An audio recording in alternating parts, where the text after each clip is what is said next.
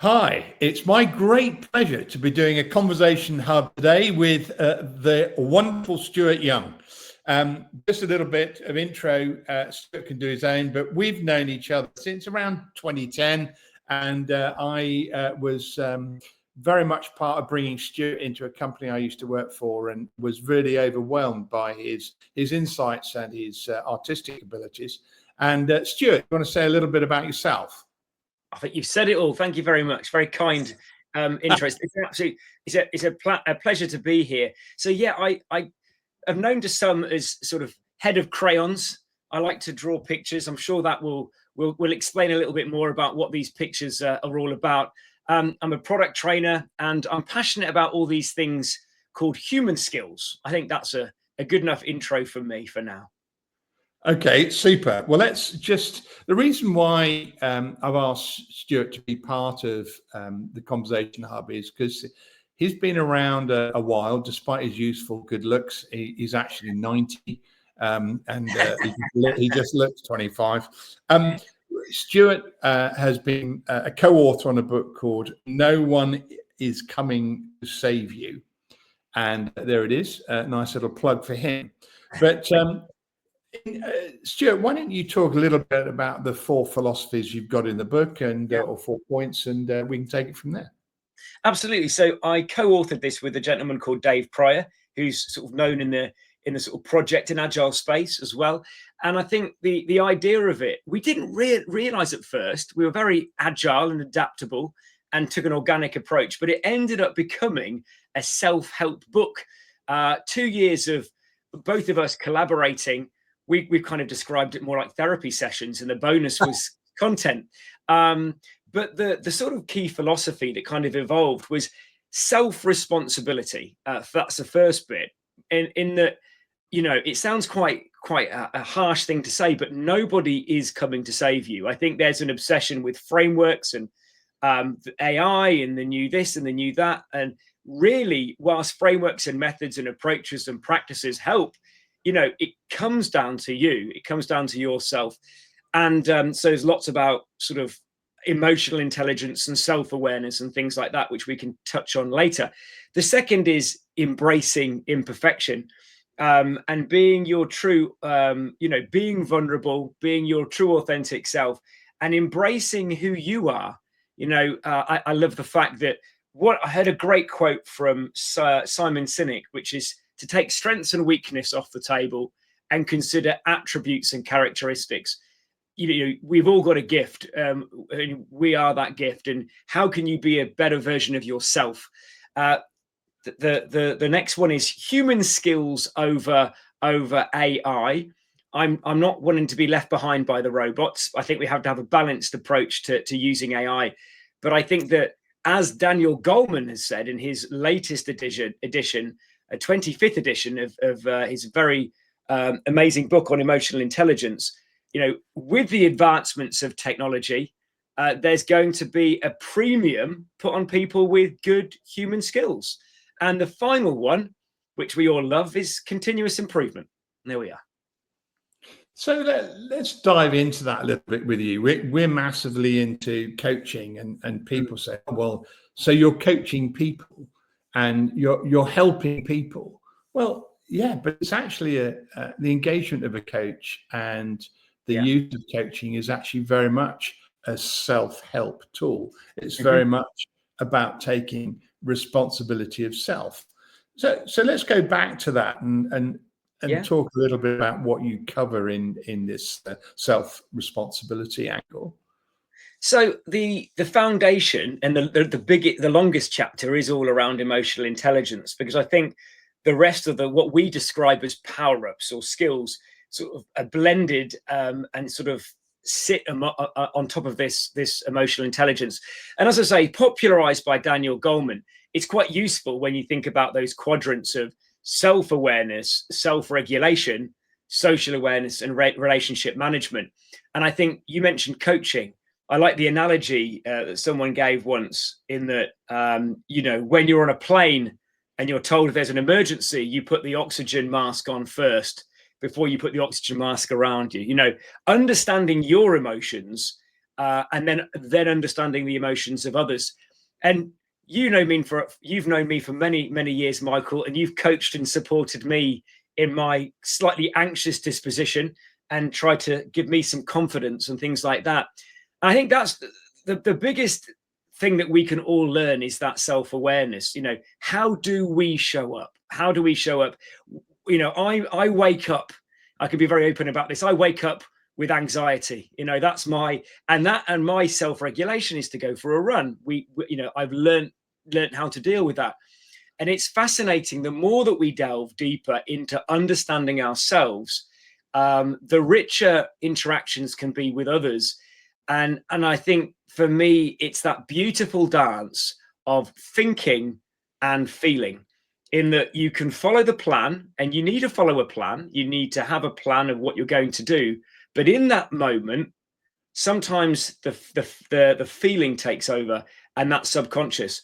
And the more that we can kind of tap into both that thinking and feeling, the better. The point you make there about waking up, being self-aware of your own weakness, being self-aware of your own inadequacy, if you like, I think that affects everybody. As you can see, Stuart has a very health-orientated solution. I don't run, and I play football twice a week. That's probably my solution. But let's just look at that a little bit more in terms of how do leaders, well, how does anybody, but how do leaders embrace their self-awareness of what they and others have considered weakness, but you and I think with our philosophy embrace it as a strength, of being aware of your inexactitude? I think that's a really good point, a really good question, a really good thing to delve into.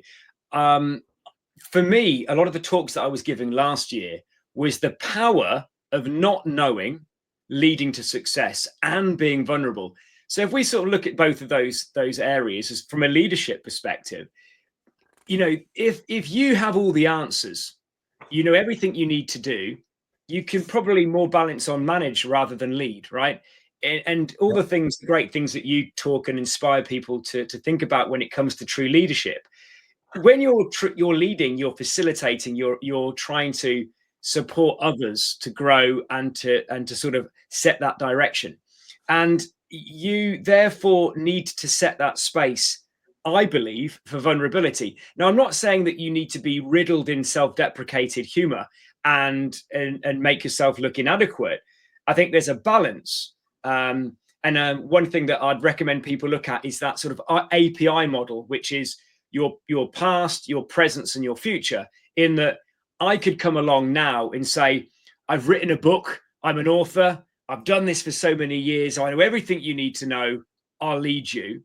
But that probably won't settle well with others. But if I read the room and I'm more present and I'm more authentic and I think about my self-awareness, then I probably will make a stronger connection. So I think that it's important to show up and display that humility so that you can build confidence in others so that they can then show openness. I think that's what this all comes down to: trust and openness. That's a beautiful segue. You ought to be in professional media, chap. Knowing self-regulation right now, just to let you all know, I know, as does Michael, I'm an enthusiastic fellow. So self-awareness has taught me to try and talk nice and slowly. Off you go. So, yes, and as I said, it's also a beautiful segue into this whole area of trust, which we talk a lot with clients about. But it ties into some key. In the trustworthiness equation, we talk about credibility and reliability, which are two things that are actually quite mechanistic. You know what they are, you can put your finger on them. Yeah. And, if someone's unreliable, you soon know about it. And if someone's credibility is shot, you soon know about it. Yeah. The bit that is often people are unaware of is the intimacy. And it's called intimacy, but actually really is, a better word would be self-awareness and vulnerability. And so it's always difficult when you're talking to a room and you start talking about intimacy, often raised Yeah. eyebrows and concerns. So the question that you are going to is about, you talked about a leader needing to be authentic. And authentic leadership has now been around for a while, and people get a bit bored. I think sometimes, oh yes, we've done the course, been there, authentic leadership institute, da da da. In fact, a very good friend of mine who actually was on that authentic leadership process with Unilever, but the vulnerability when you want to lead, showing to people that you're not perfect and that you have moments of inadequacy or moments of not knowing or moments when judgments are not easy. They are clearly defined as balanced decisions. How do you talk about that a little bit? Because you're also in Agile, and I know you're a big believer in it. And I think balanced decisions are often in Agile. We can talk a little bit about that just before we move on to the next subject as well. So a couple of things that I wanted to throw. I don't want to throw loads of theory at people, but they as a visual thinker, models are useful to kind of hang ideas on and storytell. So a couple of things I wanted to mention. One is the Johari window, and that is that when you're working with a group, if your intention is to build trust and become and be credible, I think it's useful to share and understand more about your blind spots, where you show up. How am I showing up? And tell me things that I may not realize about myself. That takes a lot of bravery and, as you say, trust and vulnerability. So it's maybe not something you do in a very early stage of inception of working with a team or an organization. And then, of course, there's your blind spots and your facade and the things that people may not know about you, such as I often call myself an anxious extrovert.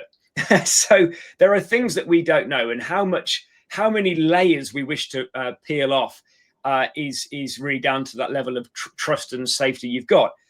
The other thing I wanted to mention, so I do recommend looking at the Johari window. The other thing that I like to reference when we're talking about vulnerability and being more credible, and also not only helping yourself but others to grow and leading an organization, is the Dunning-Kruger effect. And this phenomenon, very popular these days. Yeah, absolutely. Well, the thing that I never really understood it back in the day, I remember probably back in 2005, when one of my many things I do is live illustrate. I remember saying to a friend that I feel like an imposter. So we always throw that word imposter syndrome around quite a bit. We throw language around quite loosely, don't we? We don't really think about it. And he said at the time, if you've got imposter syndrome, it sounds like you're an expert. I had no idea what he was talking. I think I just nodded. And but later down the line, I was made familiar with the Dunning-Kruger effect. And I'm sure many of the listeners have heard of it, but just in case you haven't, the phenomenon is, and I'm not going to mention names because we all know people in our world, whether they be political or not, there is this phenomenon that if we think about sort of competence, sorry, I moved that down a little bit, competence and time, this is what like learning looks like. And there are some people that have high self-esteem that lack knowledge and find themselves sort of rested on Mount Stupid. And there's people that know that there's more to learn, there's more to know, and actually gain a level of imposter syndrome, which keeps you real. And they are the experts. So for me, that's what this is about. If you can, so to sort of, with visuals, provide an answer to your question. If you want to be credible, if you actually genuinely want to lead people in a world of volatility and uncertainty, you have to be aware of the fact that you need to be an expert. And that means that you still have stuff you need to know. That really brings a thought into my mind, which maybe we can just close this section off on. I remember talking to people with you about I-shaped versus T-shaped Yeah. individuals, Yeah. and how everyone felt that being I-shaped was so important. Well, not everyone, but people felt that Yeah. I-shaped was very important and deep, and you need to know everything. And the more you lead, not manage, the more you lead, the more you understand actually that being T-shaped is really critical to leadership, and being vulnerable about and authentic about, yes, I know this, but I don't know all of that, is important to people gaining credibility when it comes to being a leader. Is that I know something about quite a bit. I might be an expert in certain areas, but what I certainly don't know is everything about everything. And I think quite often that's a real challenge for leaders, is to say that, hey, this is something I'm aware of, but I know nothing about. So do we have an expert? Do we have someone we can talk to? Can I be vulnerable in saying to people, this is not an area that I really have a lot of deep understanding of, and that's part of that intimate relationship you need to build with the team. Sort of in a crunching gear changed kind of way, can we sort of move to this other area which sort of blends, I suppose, a little bit from what we're talking about, which is mistakes, which you talk about in the book. You'll phrase it differently to me, which is rather wonderful.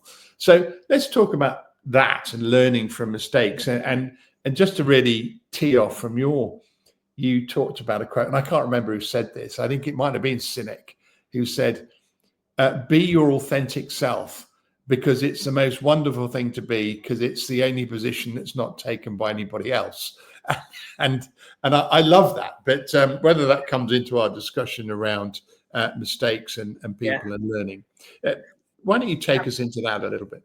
Absolutely. So, I mean, we are all our dysfunctional selves, and me and Dave Pryor both said that, we're sharing, our failures, and our failures and failures and failures. So you have less failures, and when we go through the book, we actually introduce these power ups, and each power up, for some, would be low hanging fruit, easier than others.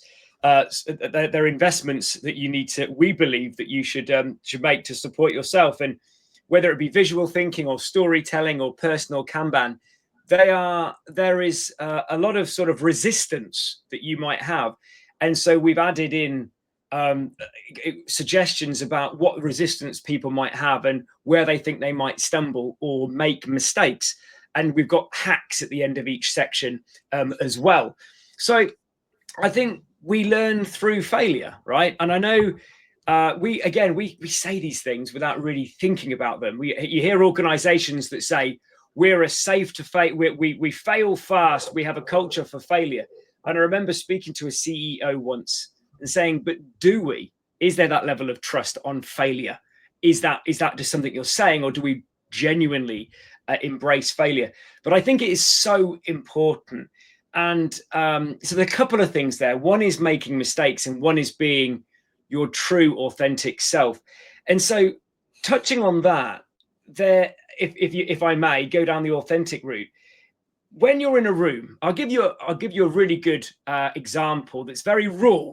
So when I was in Agile Alliance conference last month to plug the book, I had a talk, and it was all about this. And I was bouncing off with my co-author, and I set the stage by saying the disclaimer is I'm rather wide in disposition.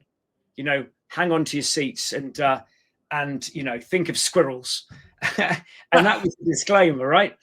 Now most people were grabbing me and saying, this is great. It was one moment of fame, Michael. It will never happen again. But my books went very quickly with the signing.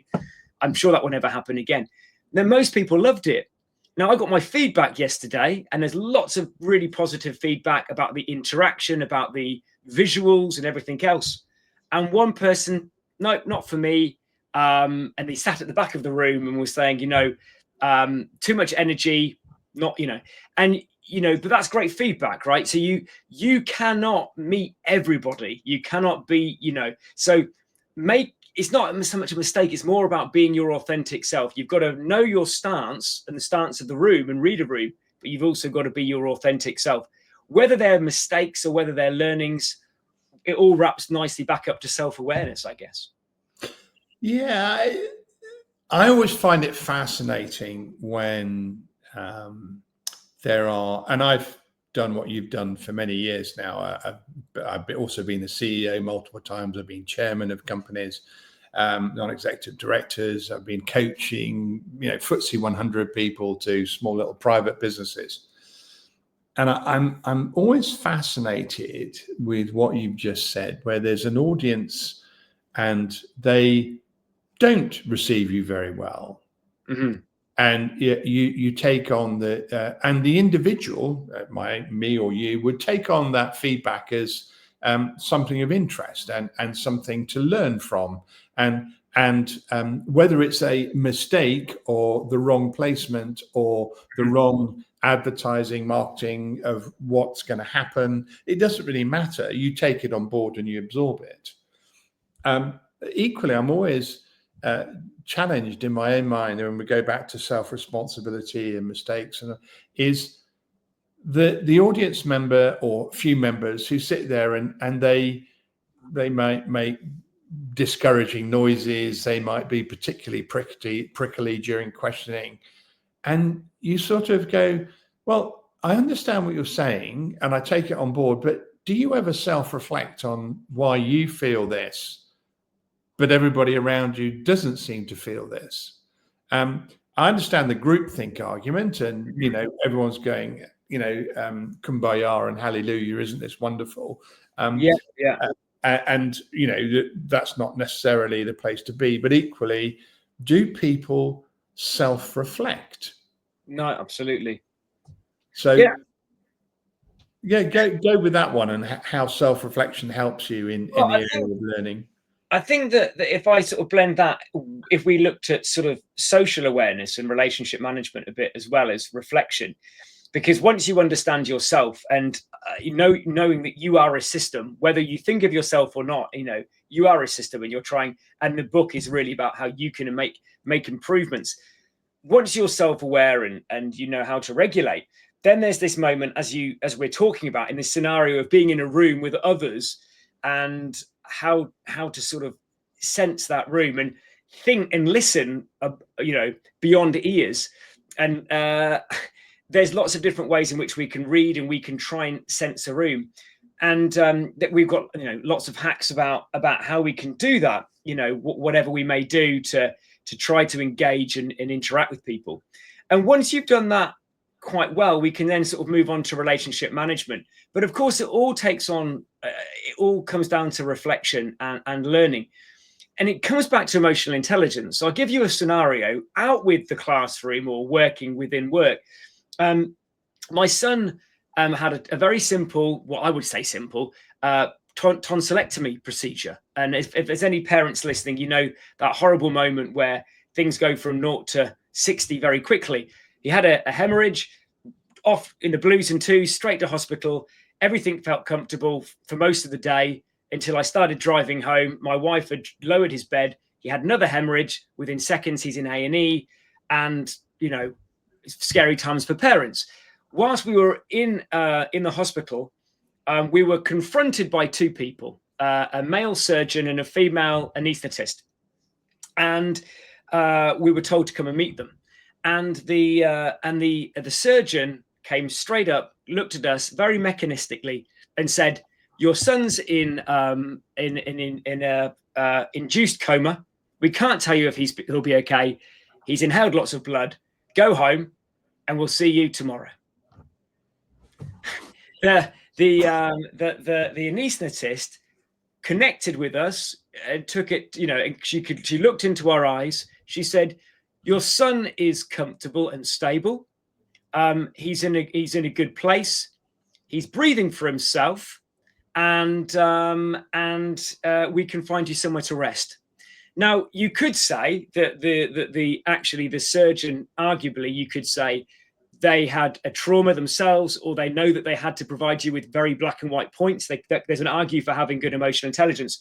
But for me, in that scenario, the relationship that was built, the reflection, the awareness that the anaesthetist had was what I needed to hear. Now, again, you could argue whether what's right or wrong, but again, that's what we're talking about here is when you're in a room, whether we've talked about mistakes and we've jumped to talking about reflection, but going back to leadership and what we're promoting and sort of marketing and supporting here, this is what it counts. You've got to really read and sense the needs of others around you. As you know, I have a background in medicine and drug development and anesthesia, actually. And a little known fact is that in an operating theatre, the anaesthetist is responsible for the patient, not the surgeon. Okay. And so it doesn't surprise me, unfortunately, because of the way our system works, that the person actually responsible for the errors that were probably almost certainly in the surgery was trying not to face them. And I bet that bleed will never be brought up as part of a review, will never be, and that surgeon will learn very little from it and will move on. And it's very interesting, your initial emotional word that you used, and of course, being the parent, you would have been emotional, was you felt confronted. The very word you used was confronted. Sure. And when you find a confrontation, that is where someone is not learning but telling you, where someone is not accepting that they may have made a mistake, but let them, they're in the Dunning-Kruger world, even if they're a good surgeon. They don't know enough and they're not willing to learn so they can become a deeper expert. And it's just fascinating to, and for me, as we come towards the end of the session, and we're going to do a second session, so let's tempt people with that. The great thing about working together and working with others, and we've worked on clients many times together, is what happens is that you bring different skills and different acknowledgement and different capabilities. And I always love about working with yourself is that no one is beyond a mistake. No one's perfect. That if you've stopped learning then about yourself, then really you are in a lot of trouble as a leader. And it's your responsibility, self-responsibility, to look at that, whether it ends up with coaching or mentoring or advisory, whether it ends up with you being more open with your problems with the exec team you have, or with the management team that work with you, or the people that you are meant to lead and to manage. It always comes back down to that, being responsible for your own improvement, being aware of what is your vulnerability and have you been open about it. And that is where I would like us to sort of just hand back to you and say, is there something else that you would like to add that would help us finish this part of the conversation? No, I think that going sort of back to what you were saying there, I think what we talk about in the book, and it was all based on great collaboration, like you're saying there, is to take away with the fact that they need to see themselves as a system.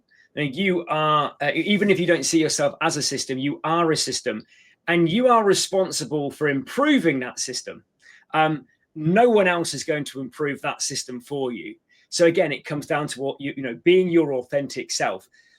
Also about time management. There's no such thing as time management, but how you deal with time and how you are responsible for how you cater for time and work with others is key to what you're doing, and survival. And of course, resilience is key. So don't be too tough on yourself. Embrace your authentic self, embrace imperfection, but appreciate that you are a system. And the idea really behind the book and my messaging and the things I feel passionate about is continuously striving for finding a better version of yourself so you can support yourself and others. Well, Stuart Young, thank you very much. If you want to talk to us both, then please, buy the book, get in contact, and we finish on time. Thank you, Stuart. Bye-bye.